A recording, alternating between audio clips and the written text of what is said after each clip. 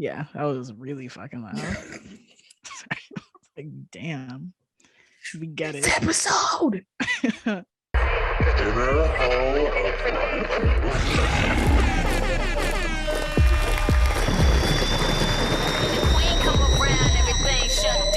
Welcome to the Inner Hoe Uprising, the podcast about sex, love, and dating from the perspective of me, Sam, one black, non-monogamous, pansexual feminist hoe who lives in New York City and whose pronouns are she, her, they, and them. And me, Rodeka, a fat, black, non-monogamous, existentialist femme whose life is a series of coincidences that somehow landed me here. And my pronouns are she and they. Cool. Every episode. Oh, yeah. Well, welcome back. Welcome back. Welcome back. Decca's back. Hey, it's still, hey. It still rhymes. Is this the Mace version or the original version? It's definitely the Mace version. Okay, there you go. I don't even know. Like, what was that sampling? There's like a welcome back song, but like it was like all old timey, but yes, I don't remember. Yes. Yeah, when I replaced Decca's back, I was replacing it with Betha's back. And honestly, I don't even know what that has to do with Mace. Isn't his name Mace Beth? Like Beth is in there somewhere, right? Oh God.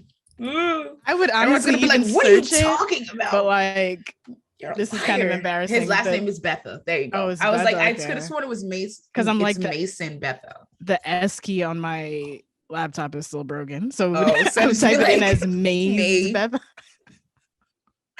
And Google's like, I don't know what that is. Okay, Betha, or is it Bethia? Anyway, who cares, man? I hope he's doing all right though. I hope so too. Unless he's a misogynist. All right. Every episode of the Inner Hoe Uprising works like this. Myself and my lovely rotating co-hosts talk about sex, love, and dating as it pertains to current events in the world, our lives and yours.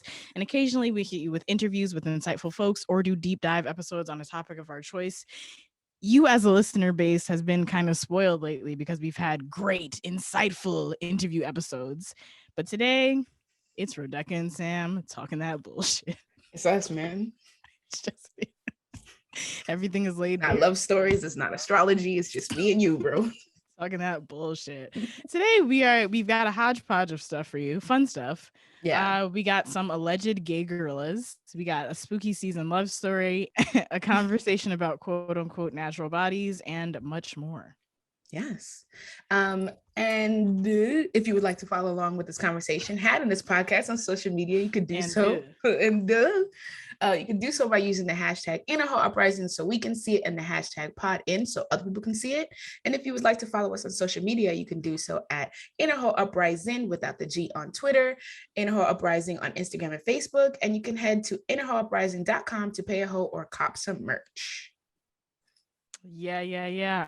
All right, let's get right into things. You said that really fast. I thought you were going to keep talking, so I was just zoning out. You were like, and I looked up and I was like, it's all right. It's your turn, bro. I thought I had a reprieve. I do be talking really fast. I think it's something that like a lot of people have mentioned and I don't know how to stop it. So I also made that line shorter. I don't know if you guys. You did. I realized the CUM. Yeah, UNITY. Look at that fucking Facebook group. We are not monitoring that Facebook group anymore. Rob was the one who was doing it. Rob is not here right now. Yeah, and then I deleted my Facebook, so it's just like, who? Oh, you're not on Facebook? No, not at all. I haven't been on Facebook for like half a year now. So.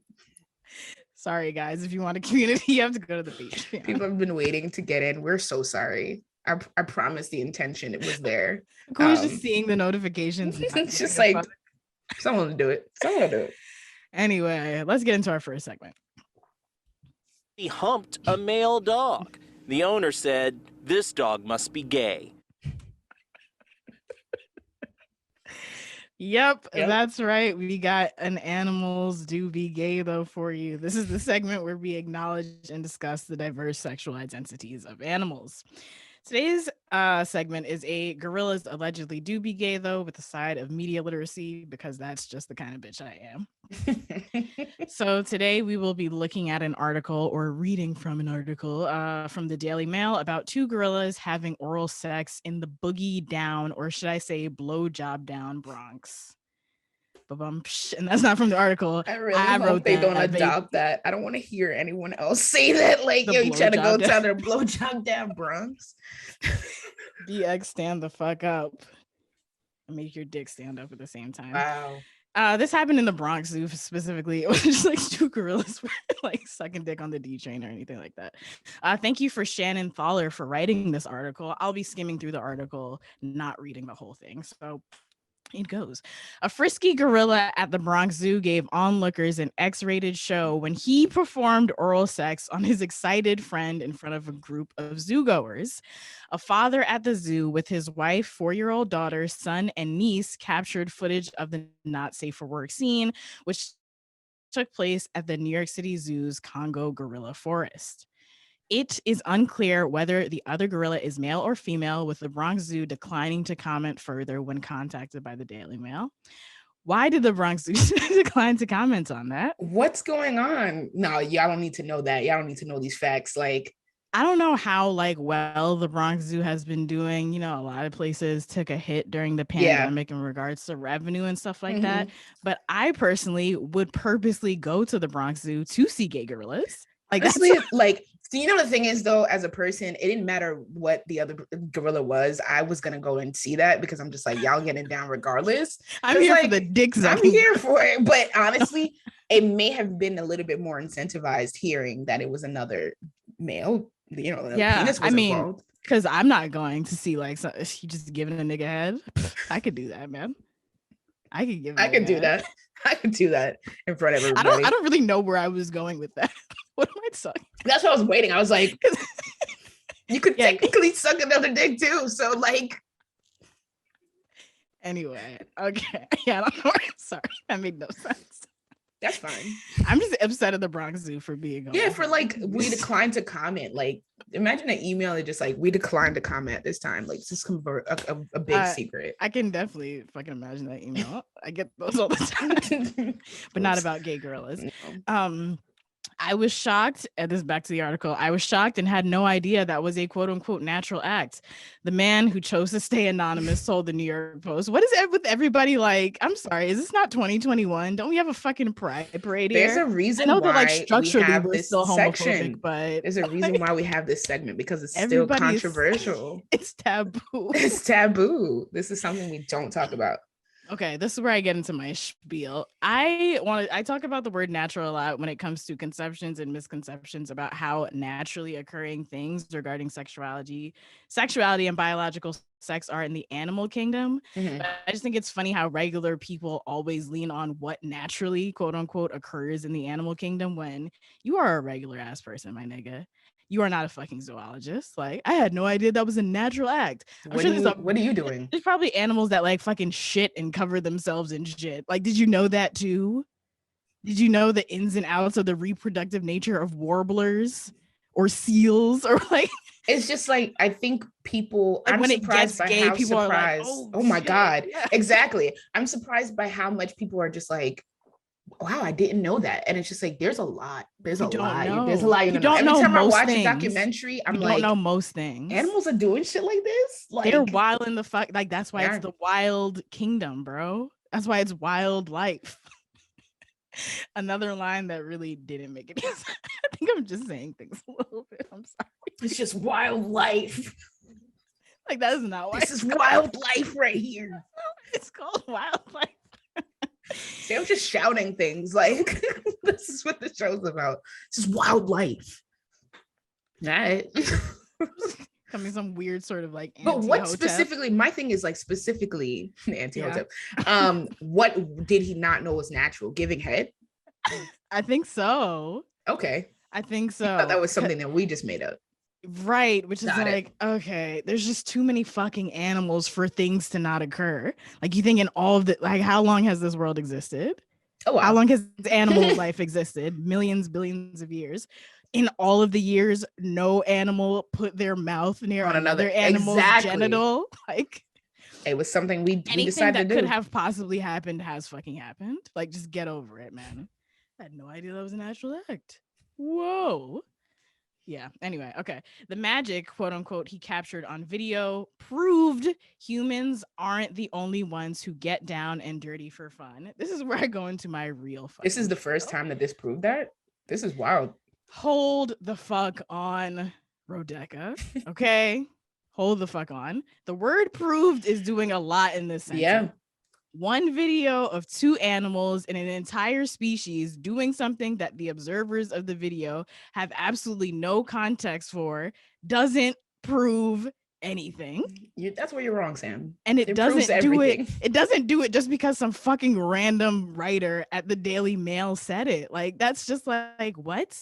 Like, I'm not saying that it was or wasn't a pleasurable act, but it could have been anything.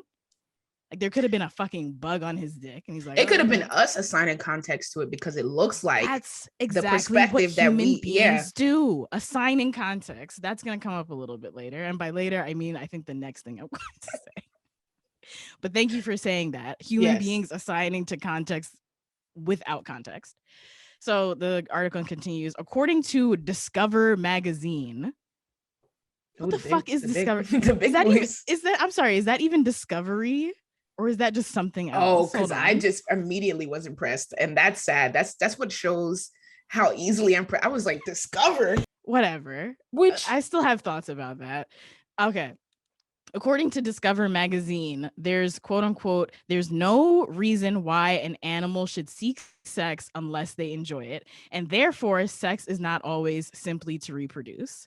Once again, doing a lot with not so much. Here's media literacy. That also isn't. Is that factual?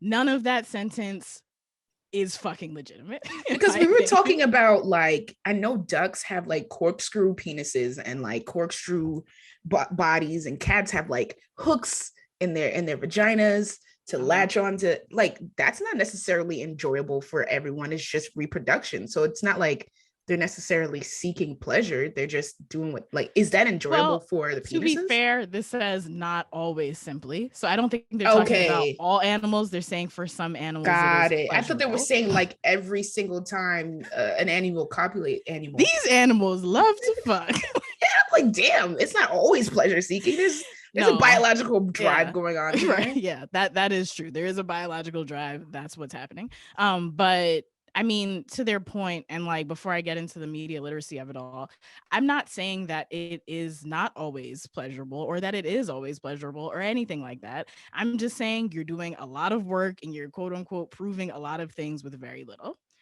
Starting with Discover magazine, that is not a peer-reviewed journal.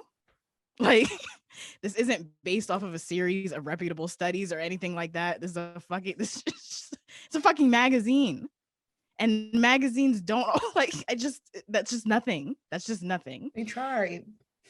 No. No. This is a one-off article from 2015 where literally some anthropologist is positing on things and making a lot of conclusions from their own mind. You know how many times this person has written for Discover magazine? Oh no, not the back.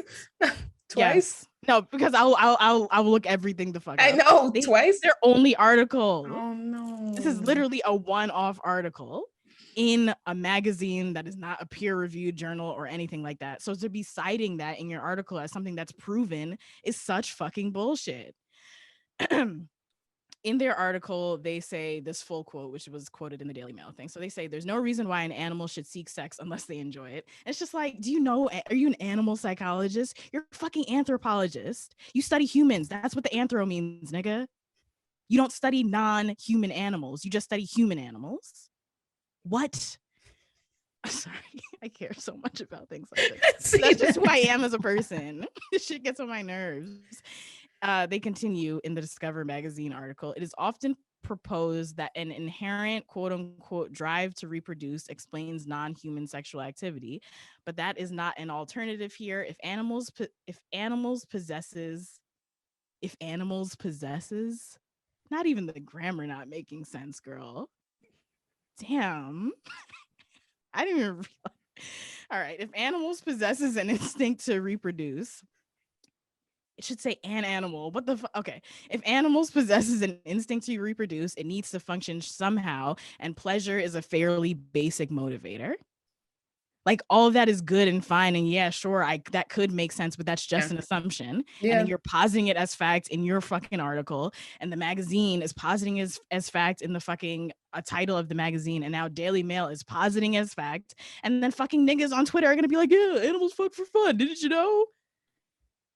God. That's literally how everything works now. That so is how it's just like you'll take one line and be like, yeah, now. that's it. This is fact. Yes. Okay, so yeah, this is an anthropologist in human sexuality. One of the very flawed things that I find about anthropological study and scientific study in general is people applying their preconceived notions about their life, culture, and experiences and trying to make it fit and apply to things they're observing in nature, applying your very specific context to a different context that you are not cued in on. Like, human beings fucking do that shit to animals, and they also did it to each other in the first stages of anthropology. Like, Africans don't make music the same way that we make music. They're fucking savages. Like, how are you still doing that shit today as an anthropologist, bro? Just because it's animals doesn't make it any better or more scientifically valid. Why does Sam care so much about this?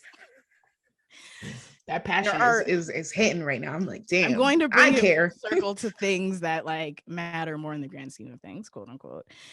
There are many little moments where something gets passed off as fact and then spirals into something everyone believes is true and does irreparable harm to society.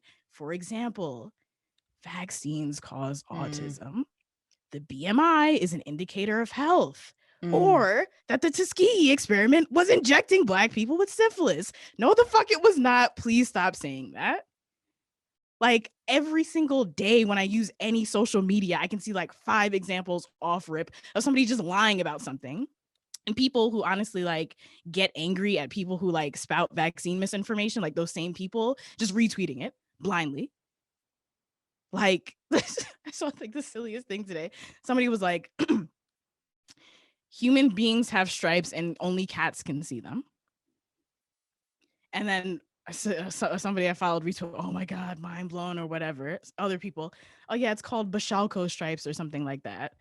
My fucking ass is in bed because I'm like, I don't fucking believe you. I Google it.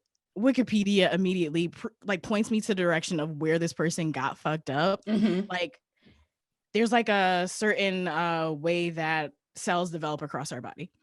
Look more into this because I'm butchering it. And those form along this pattern, I guess, called Bashalko lines or however it's pronounced.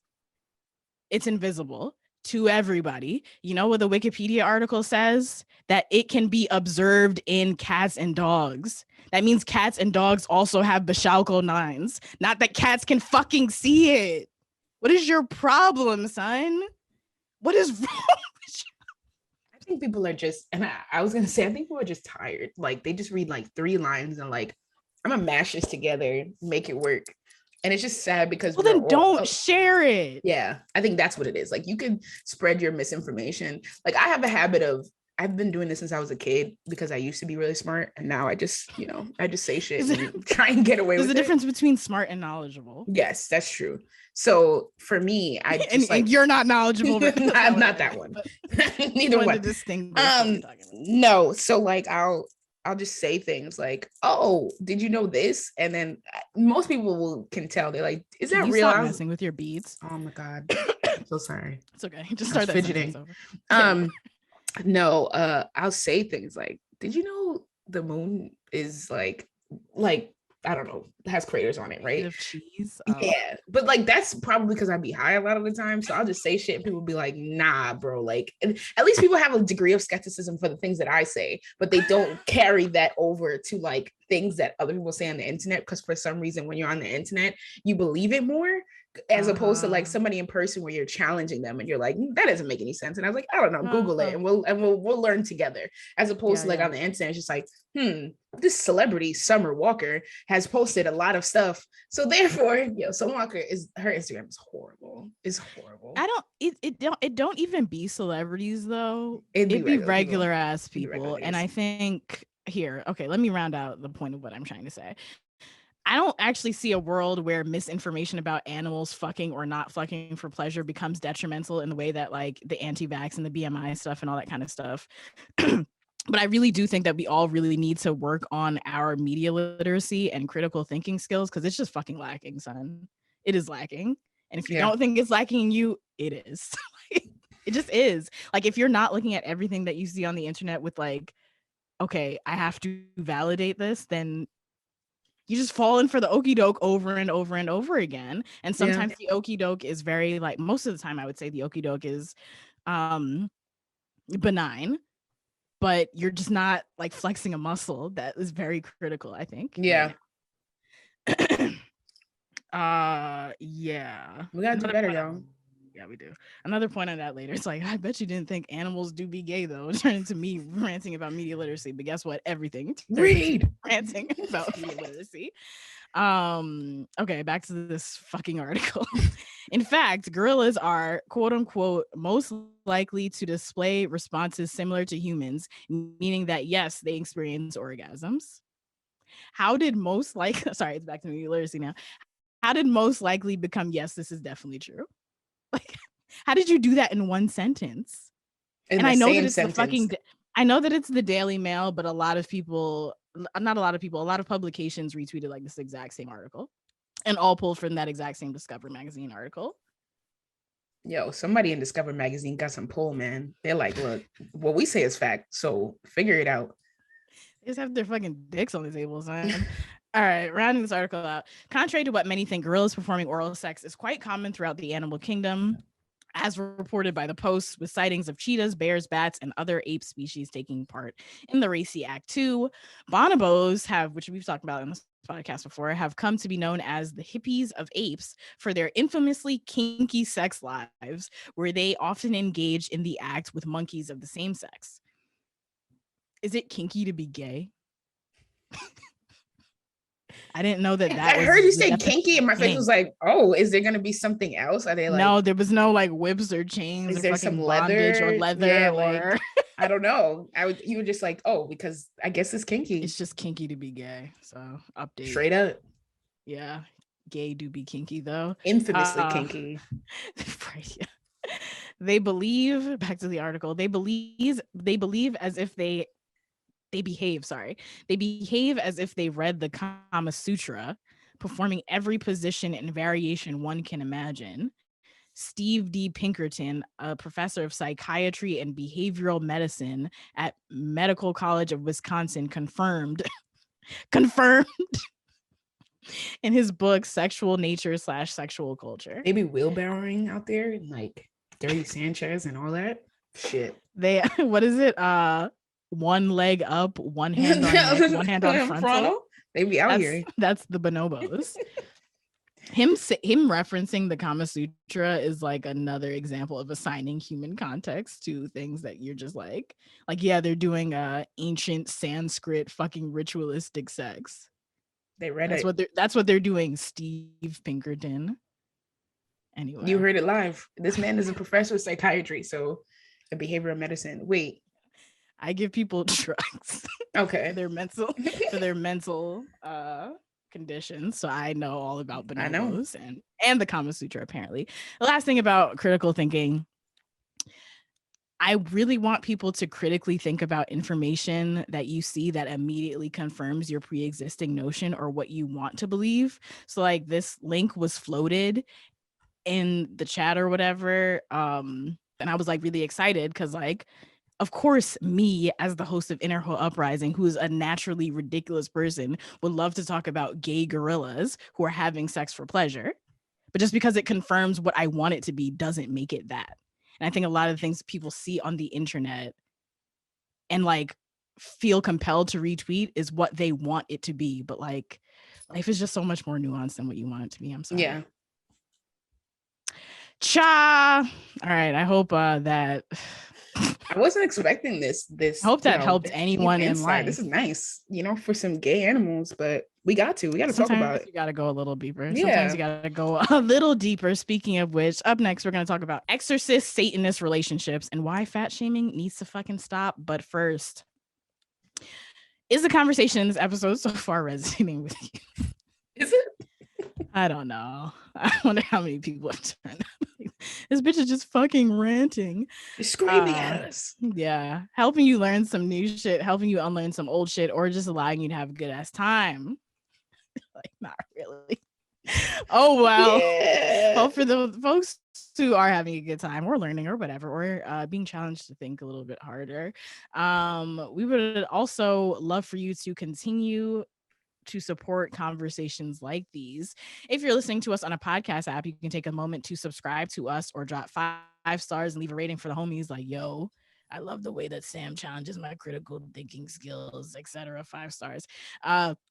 If you got a little extra change, you can drop cash in the PayPal by going to paypal.me/innerho, or you can come join our Patreon community and access our chat and virtual events for as low as $2 a month by going to patreon.com/innerhouprising, or just hit up your friend and say, yo, listen to this podcast. I really like it. We thank you and love you all for your continued support.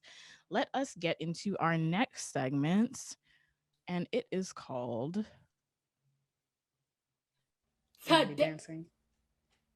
Oh my God, what is that? Why are you dancing? I don't know. I dance every time, even if it's just Grandma, you a hoe. I'm like, This segment is called Fuck Is This? And it's a moment to discuss, rant about, or laugh at the nonsense in the realm of sex, love, dating, gender, and all that good stuff. Yes. I didn't have anything else to say. So I was like, gender. Okay, I wanted to make it fit a little bit more with this. Anyway, fuck me. You go ahead. It's your So we're talking about young baby Tate. If you've been on the internet in the past 2 weeks or so, or really the shade room or whatever. Yeah, I don't think that this is something that happened in all of the internet. Exactly. That's why I was like, specifically the subsection of like Twitter and like Black entertainment, yes, pop culture. So young baby Tate is an artist who's popular for the song I Am, featuring Flo Milli, which is like, I am healthy, I am wealthy, I am that bitch. It's a very affirming song, you know, we out here. She recently went viral after pictures of her performing at Afropunk in Atlanta surfaced online. Now, when I saw the pics, I was like, okay, sis out here fly with her cheetah print, looking good. It's funny because to me, I was like, that's goals right there. You know, like she was looking, I thought she looked great. I retweeted it, all that type of stuff. And there's no reason not to think she looked great because she does. But unfortunately, as the internet does, they took this as a moment to body shame her. And it was like really kind of gross. Like the comments were, she was retweeting and clapping back to a lot of people. And a lot of them were like, well, describe what she looked like. So she was wearing a 2-piece, 3-piece actually. It's like a coat, like a bubble coat with like a crop top, little thong action, and some leggings. And her stomach was out. Her hair was cute and a little bob. It was cute, but like her stomach was out. Tate is very cute. Yes. Me and Sam were discussing how we already follow her. Don't listen to her music, but just the attractiveness got us there. You know what I mean? Not that the music is bad. Not that the music's bad. From many decades ago. I'm not always hip. Son. Yeah, Sam's library is very specific and tailored to Sam. And it's 10 years old. But yes, so she I have actually heard the song, but I just think she's a really attractive person. But people were she posted it and she said, this is honestly so iconic, and people were like, well, you could stand to lose 10 pounds. You should, what was this? I'm looking at the tweet right now. You should work on that belly, work that belly off though.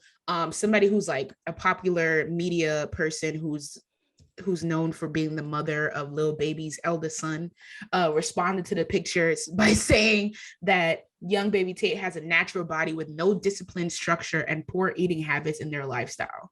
And then she defended her own comment by saying she was only saying to eat healthy, work out, and practice a healthy lifestyle. But I'm sorry, y'all, let's go to McDonald's. All right, well, that was kind of shitty, but it's just like, how did you get so basically her comment was like, who said McDonald's? I'm sorry, I just didn't get that. Aisha Howard, the mother of rapper Lil Baby's eldest son. Yeah. I was just trying to confirm if it was the same person who made the top part of the quote. I don't actually care. It's the same person. It's the same person who was just like, oh, so what she was saying, like facetiously. Oh, yeah, but y'all don't really care. Y'all not ready for that conversation. Let's just go to McDonald's. Exactly.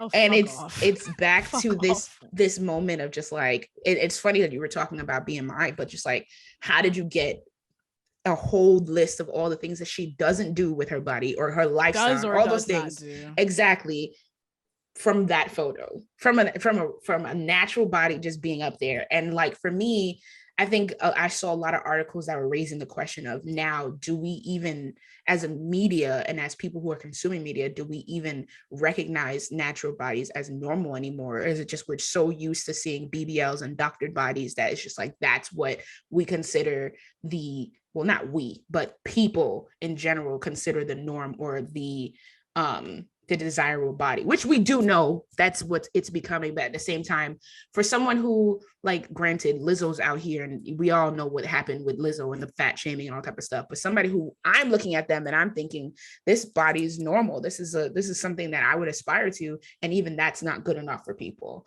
But and Baby Tate's responses were good sometimes, but I will acknowledge the fact that she wasn't really helping, because in her responses she was also shaming people who have plastic surgery. So she was like, I know people who have fake titties are not talking to me about my body. And then it was just like, yeah, but there's nothing wrong with that either. So it's just like, we don't have to drag someone else down to make yourself feel better. But it did start a movement where she posted more photos of the ensemble and was really just like embracing herself. And she was like, as Queen Bey once said, want to see some real ass, baby, here's your chance. Don't know what song that's from, but apparently Queen Bey said it. And also Queen Bee. Did I say Bey? You said it twice. It's Bey though. Damn, am I about to be? I'm about to be shredded by everybody who Aku is not here, thank God, but because I just slandered her queen. I'm so sorry, y'all. It's not slander. You just I said Bey. That's the way that I read it in my head, and I apologize. I'm sorry, Queen Bee. That is so funny. Sorry. I feel horrible. Don't feel. We're talking about people who are like fucking fat shaming and shit like that. That's true. That's true. And I'm sitting here horrible for saying that. Yeah, but she said, shout out to all my natural bellied bodies. I see you. I am you. I love you. No matter what my body looks like, it is mine and I love it. Please go project your insecurities onto a piece of paper, burn it, and throw it away. Then go look in the mirror and tell yourself how much you are loved. And then she also tweeted, which I thought was great. It's called the Get Money Gut. All the brokies should keep their negative opinions to themselves. Granted, I'm broke, but now I'm going to start calling my stomach the Get Money Gut. Like, you're not going to say nothing to me. I do appreciate it. Yeah, that's pretty funny. But the good thing is, like, it started a little Twitter trend where people were posting their bodies and like natural bodies mattered and really just kind of uplifting. Go ahead. No, you can continue. I'm actually going. I'm such a fucking nerd asshole annoyance. Why? I'm just writing because I'm just writing down the two things that I want to address. Well, that's it. It was just like basically trying to create some positivity in this movement of people body shaming yet again. And the body shaming comes down to a lot of things. Like, I know Coi Leray has gotten a lot of stuff too because she's very skinny and people really shame her for the fact that she's skinny, but she's always like, look, I like my body, I'm happy with where I'm at. And then on top of that, it was we were talking about Chloe Bailey at one point in time, where she has like a body that is inherently sexual, quote unquote, and people are just like, well, cover that up. So it's just like, when is anything going to be good enough where I can be comfortable in my body, and either I'm fitting this norm with the BBLs and you're saying, oh, look, you're shaming me for having a BBL, or I have a natural body and you're shaming me for that, or my belly is not 100% flat and you're shaming me for that. And it just feels like, when is a body ever going to be good enough? And is there any standard that is good enough for everyone nowadays, or anyone really? Because there's always somebody always has something to say. But go ahead. Yeah, I think like the structure of everything, like every fucking form of interlocking oppression, is that there's a very narrow lane of what's good enough. You know, like what's good enough is like cis, it's thin, it's fucking white, it's all of these things. So like, yeah, if you don't fit into exactly that in some sort of way, somebody is going to have some fucking shit to say because we're all fucking agents of oppression. Unfortunately, because like that's what we were birthed into, and you have to actively not be an agent of oppression every single waking moment of your fucking life in every facet of what you do. And you are going to fail sometimes, but you there's a difference between trying to be better and being an asshole about it, or like actually trying to be better and not trying to be better. And you have to realize that these structures even exist to even try to be better. So like little babies What? I don't care. Baby mama. I thought you were saying little baby Tate. I was like, damn, that's not a name, but I got you. I guess there's a lot of baby in this, huh? Yeah. But little babies, whatever, doesn't even realize that like fat phobia is a fucking oppressive structure that we all exist under. So no, she's not going to say the right thing about young baby Tate's body. What you said about how, damn, is it because BBLs are so normalized and da da da, and we don't even quote unquote know what a quote unquote natural body looks like anymore? Is that why all of these things are happening, or such comments are being made? But I feel like we should pull it out even deeper and be like, it's not like BBLs exist within a fat phobic culture. Like that is like the number one, and like that's the beginning of where all of this shit lands, you know? Like whether or not you're having a BBL for whatever reason or whatever, just like whether or not you're fucking dressing in a certain way or participating in a certain thing or whatever, you can never take it out of the fact that you exist within a fat phobic society. So like ultimately that is why young baby Tate's gut is a problem, because it's not flat and fat is quote unquote bad or whatever. Excuse me. And like we have normalized this really good podcast I was listening to called Maintenance Phase, which talks about health and wellness scams and misconceptions and things like that, just like over time in American history or whatever. And there was this point where, not a point, but just like what I said with the BMI thing, like there's just been many points over the course of the development of society as we know it today, where misconceptions about what fat means has like fucking evolved into this whole thing where we feel like it's okay to comment on the fat on someone's body and make preconceived notions about what that means. Like, fucking let's all go to McDonald's. Nigga, I have a gut too. I don't even fucking eat McDonald's. Like, and if I did, fuck you. Like, it's just like all of these things have been normalized to say that that's okay. And I think that that's like one of the most acceptable forms of outward oppression that everybody's just okay with, where it's like, oh, I'm doing it because I care about your health. No, you're doing it because you're being a fucking asshole. Little baby mama's son. Sorry, I just don't know what her name is. The baby's involved now. The son's in it. When you said that, yes, Nicki Minaj is problematic. But when you said all of the degrees of separation of who she was, I was like, Nicki Minaj's cousin's friend's fault. Like that's what it reminded me of. Who responded? Oh, okay, yeah. So when everybody was like the trend on Twitter about who responded with natural bodies, like let's all post our natural bodies. I you can correct me if you've seen otherwise, but I saw people who were like thin, and I consider young baby Tate thin. I think just because you have a gut too. Doesn't mean you're not thin. So I saw people with like thin bodies being like, "Oh, I'm so proud of my natural body." And it's like, okay, that's very nice and all that good stuff, but I did see some people from fat phobia and other people don't, nigga. So maybe just shut the fuck up for 1 second. I don't know. I will say I saw a mixed bag, especially in the articles that I looked at. A lot of thin bodies, but at the same time, definitely some bigger people who like I think deserve to have a moment where they're like, look at my natural body and stuff like that.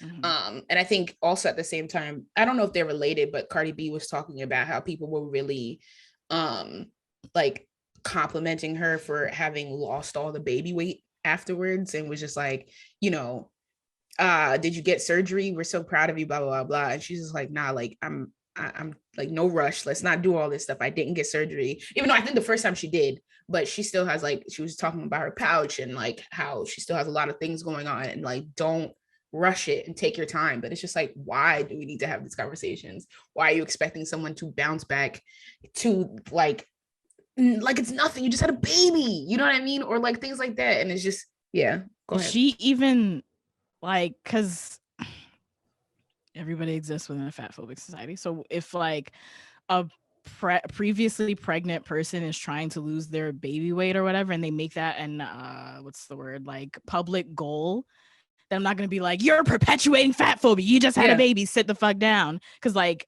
I don't think the structure is you can do that. But did she even have that as a goal? No. Like, did she say that? So like, shut the fuck up. Yeah, like, exactly. What are you proud of? She didn't ask you to do anything or give any support on this.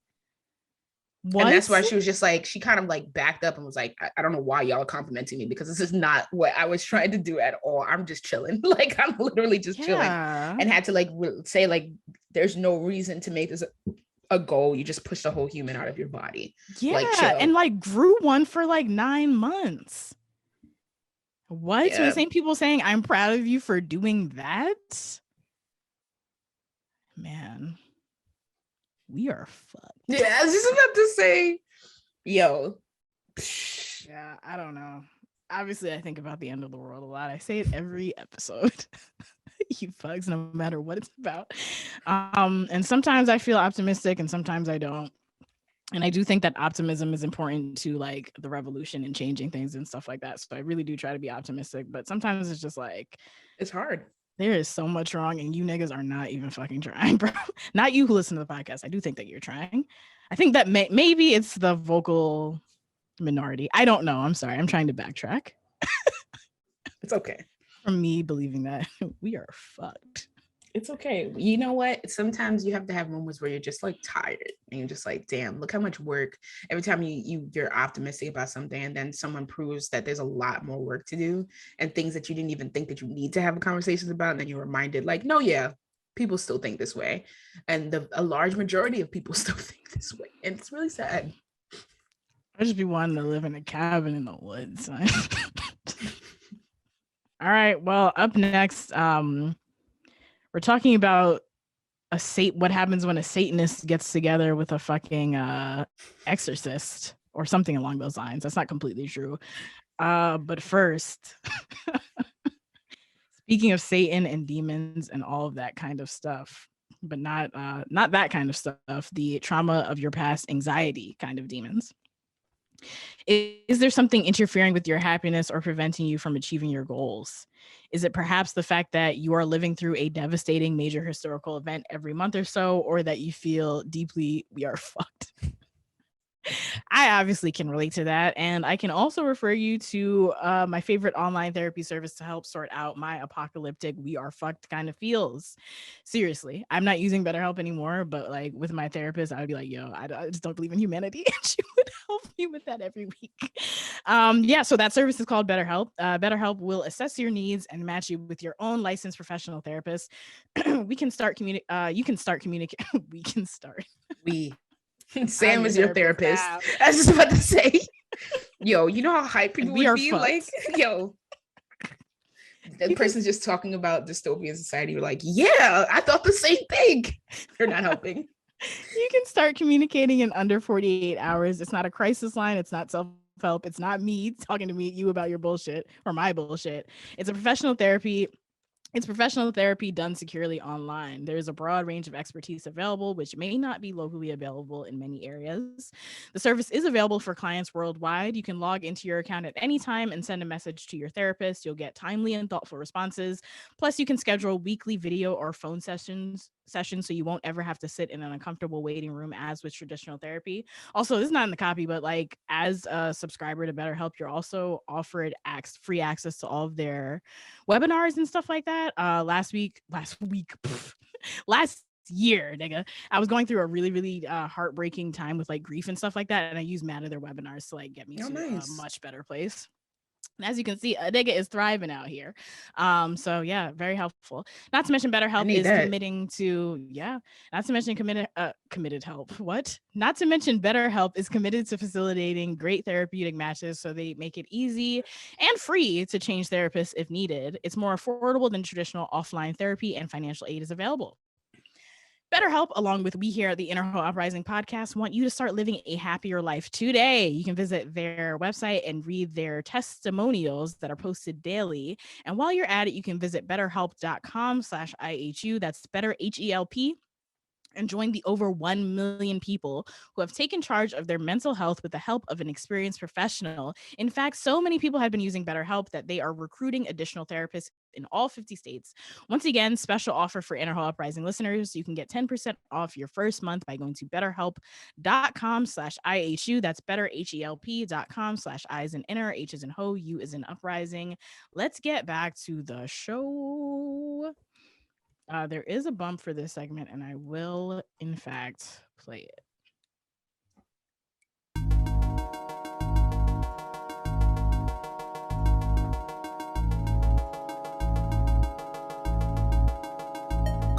So it is spooky season, and I do think that this is a very fitting story.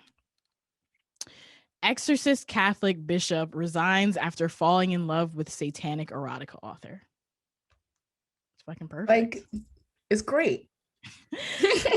We will be discussing an article in The Guardian written by Michael Bamadelli and some other articles too. So you'll hear about it. Subheading of this article: the couple met after Bishop Xavier Novel started studying demonology, and now his colleagues allege that he's been possessed by evil spirits, coercing him away from the church. Ooh. A Spanish bishop and exorcist has stepped down to start a new life after falling in love with the divorced author of satanic-themed eroticas. Netflix, now's your fucking chance to shine. Yo, this is it. This is an idea. I'm watching it immediately. Even if it's bad, I'm gonna finish the first season at the very least. Xavier Novel, 52, announced last month that he was resigning from his post as Bishop of Solsona in Catalonia for quote-unquote strictly personal reasons. Which, yeah, fair enough. I mean, this is your very life. Personal. This is a line that I moved up, but I felt like it was relevant to say it sooner rather than later. So Novel, who has I gotta do my laundry. Novel, who has defended gay conversion therapy and described abortion as euthanasia and genocide, is out of step with the mood of the church under Francis. So yeah, in case you're like, yeah, I'm rooting for this guy. I was. Now I'm just like, okay, whatever. Well, maybe he's changed. Maybe you know, the satanic authors out here putting some stuff. Yeah, I don't know. We gotta. If they were black, we would interview them on the podcast, but they are not, so we can't. Even if they were like not white, but they are. But they're white. No. Yeah. On Monday, it was revealed by Religion Digital, a news site, that Novel had fallen for Silvia Caballo, a divorced mother of two.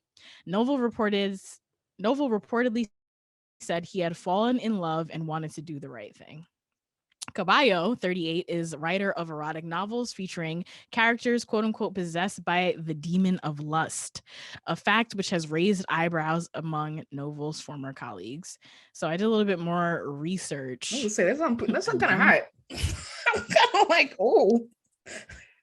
Yeah. I mean, if this was a Netflix series, I would watch it. And if it was a porn, I would also watch it. So if this if itself was an erotica, I would read it. So let's go to some of Novel's former colleagues. And this is colleague in the very broad sense. This is just another Catholic Monsignor, which I guess is what the fuck is a Monsignor? I said got it too. I was like, priest? Sam, I don't know. Is that another bishop? Okay, well, this is a different Monsignor. And it's from Exorcist Diary number 155. Another exorcist leaves from catholicexorcism.org. Okay. Monsignor Stephen Rossetti writes, I was saddened to hear of another exorcist who left our ranks, which is just, I love subcultures. It doesn't matter what the subculture is. Exactly. I just love the tea in all subcultures of people. You saw me as soon as you said, I was like, word? There's a scandal? Exorcists are just leaving the church. They're leaving? Like, why are they I want to know more. What's going on? So another exorcist has left our ranks. Spanish bishop and exorcist Xavier Novel admitted falling in love and intending to marry a divorced woman. Man, the fact that she is divorced. Damn, divorce has been mentioned like 4 times. I think that's more important to them than that's really bothering them. The traumatic gay conversion therapy that leaves niggas scarred and fucking reading actual therapy. Yeah. It is reported that she writes, quote unquote, satanic tinged erotic novels for a living. Similarly, I know of more than one priest who left the ministry because of alleged sexual relationships with possessed or oppressed women. Imagine being called. How many? Why is that the title? I don't have all the tea. I gotta fucking. I know. I gotta go undercover as in a convent and kind of like pull everything out. Somebody needs to do some deep investigation. Yeah. On this. Is it an accident that these women had a connection to the dark world? And I will not leave the link in the show notes, but if you want to continue, Monsignor Stephen Rossetti. So that was I just really like possessed and oppressed women. That could be an episode title. However, Novel is likely no stranger to The demonic, this is back to the article, having been among the handful of Spanish bishops to decline having an exorcist appointed in 2015, opting instead to perform the role himself. So he was into it, you know? He was into the fucking dark side. He was saying that he was trying to exorcise those demons, but maybe he just wanted to be close to those demons. Yeah, maybe that was his in. Like, yeah, I'm just gonna study some demonology, but really it's like, what's going on over here? You know? Yeah. It's lit. He definitely thought it was lit. He reportedly met Caballo, a psychologist who had studied sexology, I don't know what that is, yoga, Catholicism, and Islam after he began studying demonology. I think that's a mistype, but I think that that's interesting as well, that they were both interested in Catholicism and demonology. It sounds like the good foundation of a relationship. Yeah. Her books are described by her publisher as turning, quote unquote, all our moral and ethical considerations upside down. In Gabriel's Lust, Caballo's most recent book, it promises prisons, psychopathy, sex, that's SECTS, sadism, madness, lust, and little by little, as the story progresses, the unreality of immortality and the crude struggle between good and evil, between God and Satan, between angels and demons. That's kind of lit. Spanish. I was about to say. I wish I spoke Spanish, because I would definitely have read a little bit. But unfortunately, I do not speak Spanish. Shout out to AP Spanish. Why was I in that class? But I did look at some reviews from some of her other books on Amazon, and I do have Google Translate, so I was able to translate them to English, and it's not looking good for Caballo. Oh no.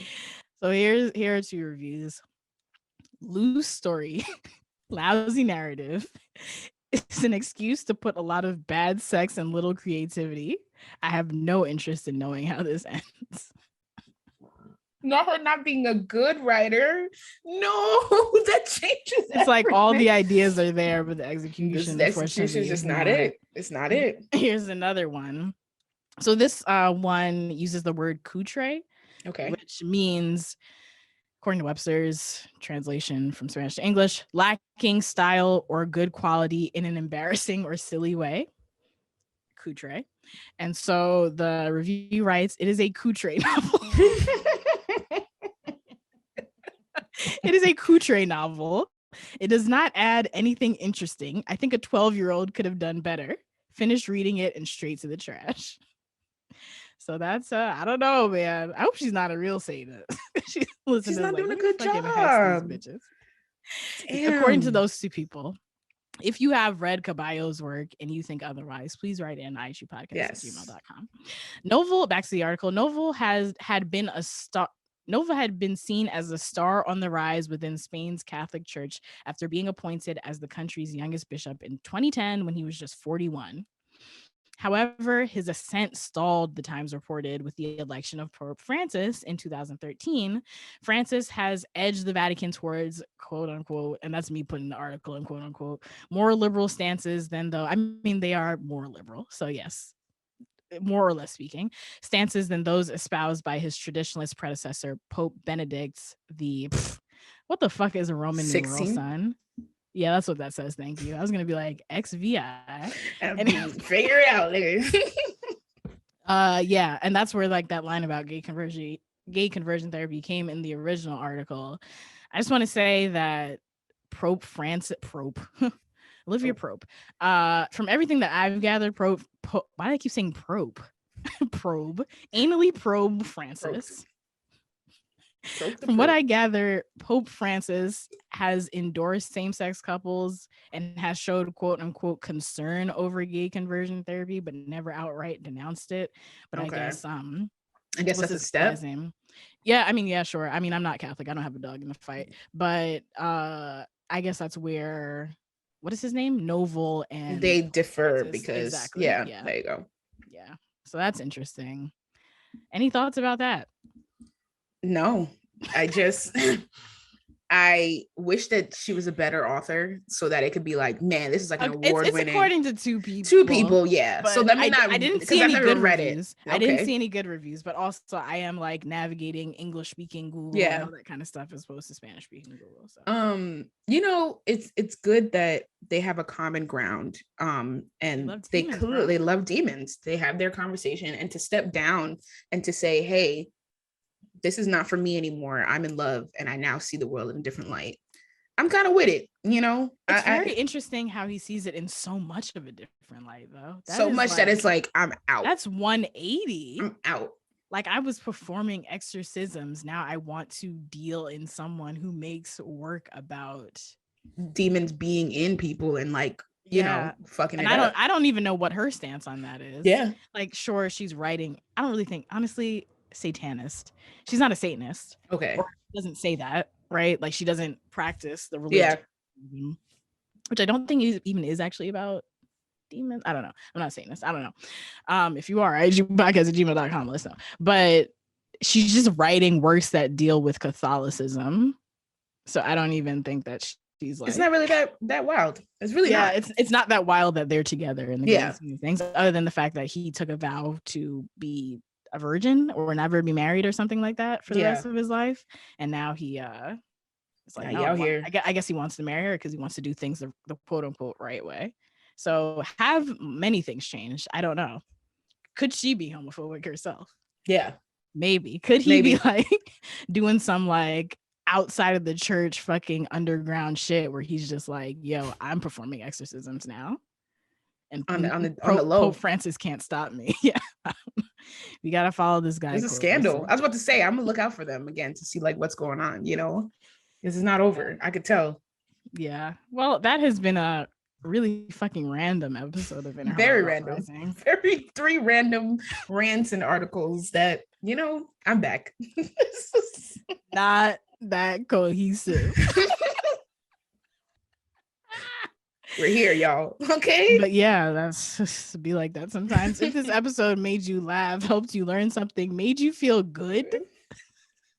If this episode made you feel good, let's talk. Because yeah, you know, right, igpodcast@gmail.com. Because what made you feel good about it?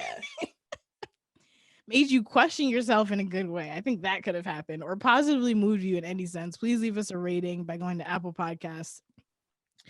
Leave 5 stars for the hoes and let everyone you know that you love these hoes. We appreciate all of you.